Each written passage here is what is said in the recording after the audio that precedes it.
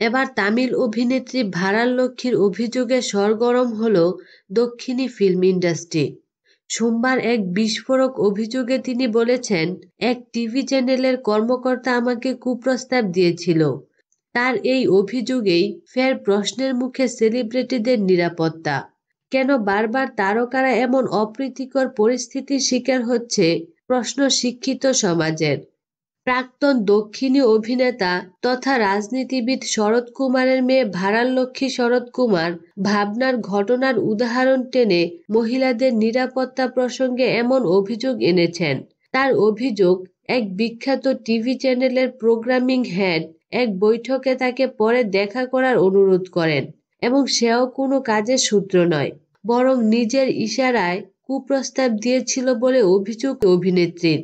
নিজের টুইটার হ্যান্ডেলে সেই বিতর্কিত কথোপকথনের সারাংশ পোস্ট করেছেন এই অভিনেত্রী। এমন অপমানকর প্রস্তাবের জন্য ওই অভিযুক্তকে দু চার কথা শুনিয়ে চলে গিয়েছিলেন ভারাল লক্ষ্মী।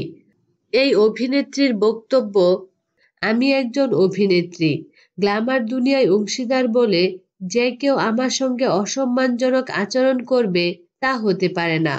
এটা আমার জীবন, আমার শরীর এবং অবশ্যই আমার ইচ্ছা। তার অভিযোগ, মহিলাদের সঙ্গে দুর্ব্যবহার, যৌন হেনস্থা, ধর্ষণের ঘটনা বেড়েই চলেছে। এটা অশনি সংকেত।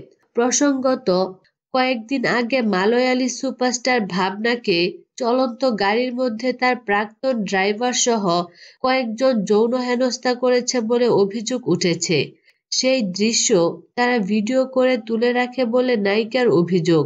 এই ঘটনায় বেশ কয়েকজনকে গ্রেফতারও করেছে পুলিশ। তবে অভিনেত্রীর নিরাপত্তা নিয়ে বহু দক্ষিণী সেলেব সোশ্যাল মিডিয়ায় সরব হয়েছে। বিনোদন জগতের নিত্য নতুন খবরাখবর জানতে আমাদের চ্যানেলটিতে সাবস্ক্রাইব করার জন্য আপনাকে আন্তরিক ধন্যবাদ।